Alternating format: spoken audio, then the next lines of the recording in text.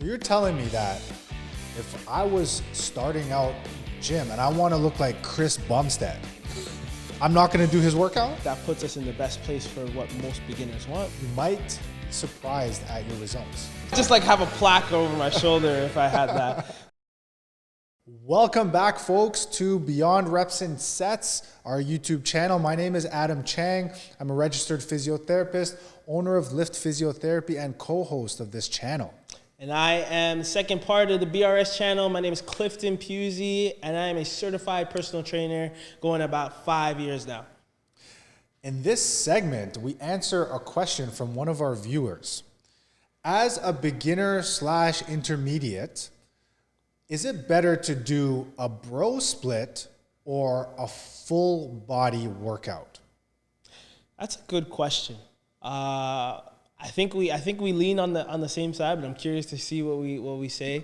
I would more so get someone comfortable moving with their full body, hitting that maybe less times a week than a more conventional split where you're working out maybe 4 to 6 times. I would agree. I would agree. 4 to 6 times. Mm-hmm. Yeah. I think you can actually do a full body workout. I mean, it wouldn't be exactly full body, but you can choose a lower body and an upper body exercise, and you can do that more times out of the week. So it just means that the daily workout is shorter. Yeah. And when we got to remember, we're talking about from the sense of a beginner. The further along in your fitness journey you get, the more you can pull these levers and play around with different things. And it's actually important at that stage because your body will have adapted to whatever you've done. So for a beginner, the reason I would lean more towards the full body is because now we're recruiting the most amount of muscles that we can, which is going to be the most calorically dependent, meaning that we have more potential to burn more calories, bar we're in the right technique and we're doing things correctly. And ultimately, that puts us in the best place for what most beginners want, which is reducing in body fat, building muscle, looking like these magazines, social media. So hold on, Clifton. So you're telling me that if I was starting out in the gym and I want to look like Chris Bumstead, I'm not going to do his workout? Okay. So that is a good point in terms of Chris Bumstead's workouts being particular because his splits, he wants to maximize what works for his particular body. His goal is hypertrophy. His goal is the most amount of muscle growth overall.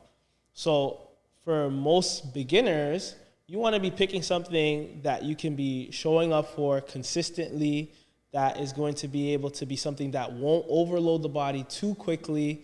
And the thing with a program like Chris Bumstead, because he's so far along, the demand that he is going to have to meet That's what I was getting at. Is going to be too high. Yes. So for you, as someone who's an untrained individual, that demand might be too much. Oh, for sure, it's going to be. Well, it's definitely good for Chris Bumstead. Let me not even mince my words. But okay, I remember when I first started working out.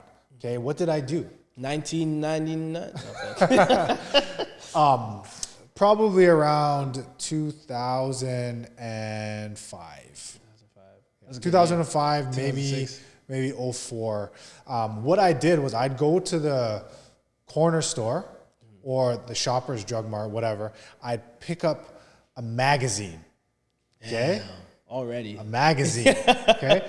And these magazines were like Muscle and Fitness, Men's Health, whichever ones. Steve, throw one of them magazines up for nostalgia, man. That's crazy.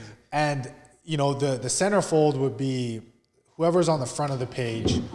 You would actually see their workout program. And it would typically be at this point in time, this was the era where bro splits kind of started. So it would be one muscle group each day. And we all know Monday was chest day, right? Monday was chest day. Tuesday was, I don't know, shoulders.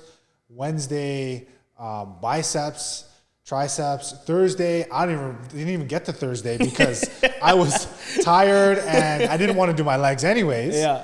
So then what happened was, the weekend comes around. Oh, I'll start back on Monday. Yeah. Monday, chest day.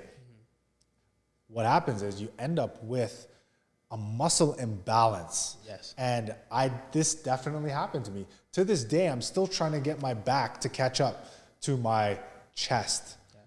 And luckily, I played soccer, so a lot of sprinting and a lot of work on my legs. So I was able to develop legs, and genetically, my calves are pretty good. So me too. Anyways, what this the whole point of this discussion today is, people are still doing bro splits, and they're starting out in the gym doing bro splits. So we want to talk a little more about that. So important nuance for what Adam is saying there. It's not to say that you won't see success. There are a lot of, especially young guys, 16. It's not like you probably didn't gain muscle from that, I'm assuming at that time. But it's important to remember what are the potential risks of that and the imbalances and the focus on maybe on a bro split, being a little bit more, you're going to do the movement you prefer most. And this is a personal experience for me. I enjoyed training chest. So if I was tired systemically because I wasn't training efficiently on my other days, or I did a really good job of taxing the other body part, I would just work the muscle group that I tended to like more. I'm like, okay, I'll just do double up on legs next week. So to avoid that, what I've noticed in my personal experience with the clients that I've trained, going through a full body split, making sure that you're getting accustomed, learning a certain appreciation for the muscle groups that you're maybe not used to training as much, by attacking them every day, seeing them get stronger. That's something I wish if I could go back that I would have spent a little bit more time with, as opposed to just getting these imbalances, getting these chronic shoulder issues because I just enjoyed benching so much. I wouldn't have guessed that you were chest. that chest was your favorite. Oh, that's crazy. Shots fired. No, all he jokes rips me aside. about it all the time. Yeah. And I deserve it. He was there. All jokes aside, for the longest time, my bench press was heavier than my back squat. Oh, for real? For the longest time, yeah. Oh, I hit 275 on bench when I was like 19, 20. Oh my God. And I've just hit 275 on back squats, like full depth. That's another thing too. I was doing 315, but if you were to see the 315 that I was doing, it doesn't pass the bar. 315 on bench? No. Oh my God, I wish. You're talking about. I think I would just like have a plaque over my shoulder if I had that. No, I'm still at 225 for the max bench, but you're talking squats. Squats. Yeah. But the quality of we're not gonna talk about the quality of those squats back in 2016. Yeah, not very good. So, anything else you want to add before we wrap this up? I don't think so. Tell the kids, I think ladies and just remember that you want a fully balanced physique. You want to be strong in both lower body and upper body. 100%. I mean, I don't want to tell you what you want, but if you want to avoid muscle imbalances and you want to avoid people making fun of you because your upper body is twice the size of your lower body, then it might be worth it to check out a full body workout. At least do it for 8 to 12 weeks. See how it goes. You might be surprised at your results. In light of that, thank you so much. I hope you like this rousing debate on full body versus split programming. My name has been Clifton. And my name is always and still Adam. Thank you for traveling beyond reps and sets.